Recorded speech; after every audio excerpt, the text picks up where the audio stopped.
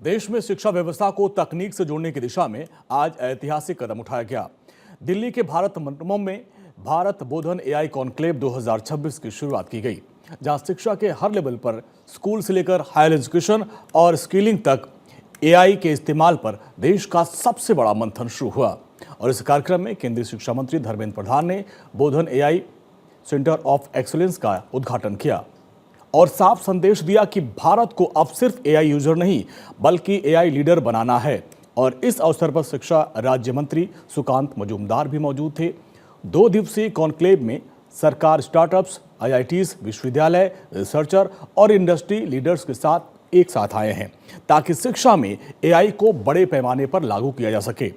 Conclave का जो सबसे बड़ा लक्ष्य है, भारत एडू एआई स्टैक तैयार करना, एक ऐसा ओपन और इंटरऑपरेबल सिस्टम बनाना जो पूरे भारत में एआई आधारित लर्निंग सॉल्यूशंस को जोड़ सके, स्केल कर सके और हर छात्र तक पहुंचा सके। इस कॉन्क्लेव में एआई शिक्षा के 4 बड़े क्षेत्रों पर फोकस रखा गया है: school education, higher education, skilling और वर्कफोर्स रेडीनेस, एआई रिसर्च और डीप टेक्नोलॉजी। इस दौरान सबसे बड़ा आकर्षण का केंद्र रहा आईआईटी बॉम्बे और कोलंबिया यूनिवर्सिटी के बीच एमयू, जिसके तहत IIT Bombay AI for manufacturing के लिए एक नया सेंटर स्थापित होगा। इसके अलावा IIM Lucknow AI programme launch हुआ। कई संस्थानों ने एआई आधारित टीचिंग और रिसर्च के लिए नई पार्टनरशिप घोषित की। पहले टेक्निकल सेशन में स्कूल एजुकेशन और क्लासरूम सॉल्यूशन पर चर्चा की गई, जहां पर Vedantu, Khan academy, rocket learning, lead जैसे बड़े प्लेटफॉर्म्स के प्रतिनिधियों ने एआई बेस्ड लर्निंग सिस्टम पर अपने मॉडल साझा किए।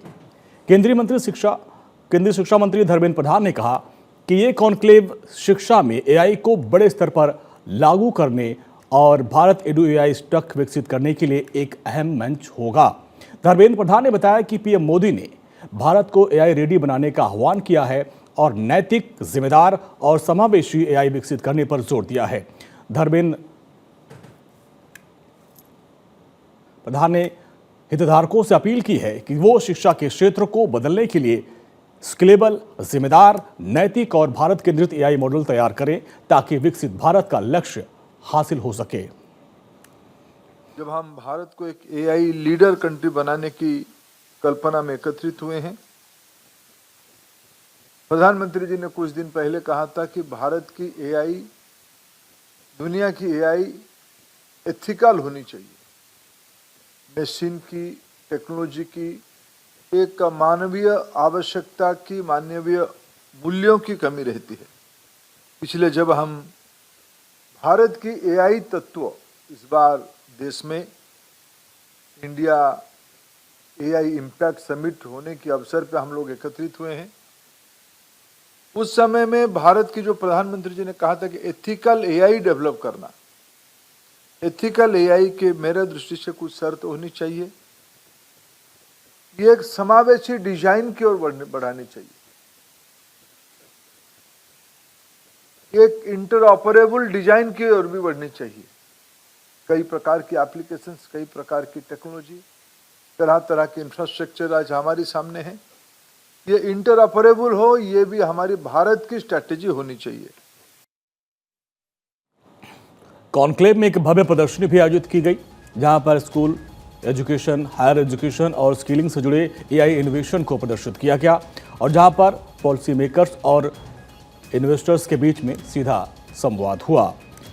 कार्यक्रम आईआईटी मद्रास के बोधन.एआई सेंटर पर विशेष सत्र में भी हुआ यहाँ पर, और भारत एडू एआई स्टैक को लेकर विस्तृत से प्रेजेंटेशन यहाँ पर दिया गया। इस दौरान सर्वम एआई के सीईओ प्रतीश कुमार भी थे, शिक्षा के भविष्य में अपनी बात रखी और भारत बोधन एआई कॉन्क्लेव 2026 शिक्षा के भविष्य को लेकर भारत की सबसे बड़ी डिजिटल तैयारी है। अब सबकी नज़रें 13 फरवरी को है, जब AI platform, emerging technologies, skills और हायर एजुकेशन पर बड़ी स्ट्रेटजी सामने आएगी।